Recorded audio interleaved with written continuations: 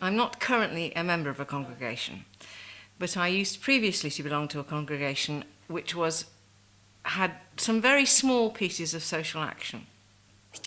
One of which was collecting toiletries for a local homeless organisation. And they also collected small change for Centre Charter Hucklows. I think social action is a very important part of Unitarianism because it is part of our heritage and it is also part of our message. If we say that we value everyone and that we respect diversity and so on, and that we believe in living our lives according to our faith, which we thought about and reasoned about, then it is very clear that there are many people who are not as privileged and as well off as we are. And therefore, we have to consider those other people. Now, though it is fairly clear that you can't do everything for everyone, there have to be things that engage you, perhaps in your local community, perhaps in your country, perhaps in your workplace, where you can see that perhaps something you could do would make a difference. And at that point, I think you then have to do it. Right.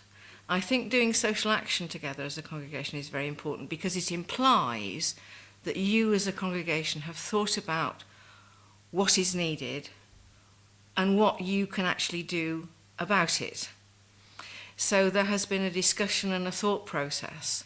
The biggest barrier is going to be there aren't enough of us, we haven't got enough money, we're all too busy doing other things. Lots of people are already involved in some form of social action themselves, and you can't ask people to do everything all the time because they are committed in other ways. I think it's valuable for the congregation to talk about something and to decide on something that they can do together, however small it is.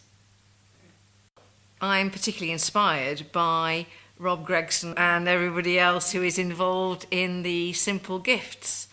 I think we were all very stirred by Bob Pounder's work with the asylum seekers. There are all sorts of things going on in other congregations and we don't hear about them often enough. I would really like congregations to be more willing to tell us about what they are doing and not to say, oh, we don't want to show off. No, tell us what you're doing so that we can also think, oh, that might be something that our congregation could try. We will become more visible if we engage with our local community at the first level. And therefore, if you are taking some form of social action in your local area, then that will obviously make you more visible locally.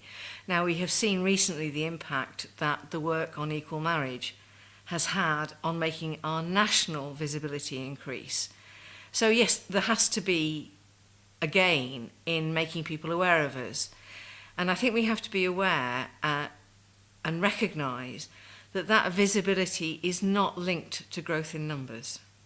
That visibility is linked to other people understanding who we are and where we are and what we are doing.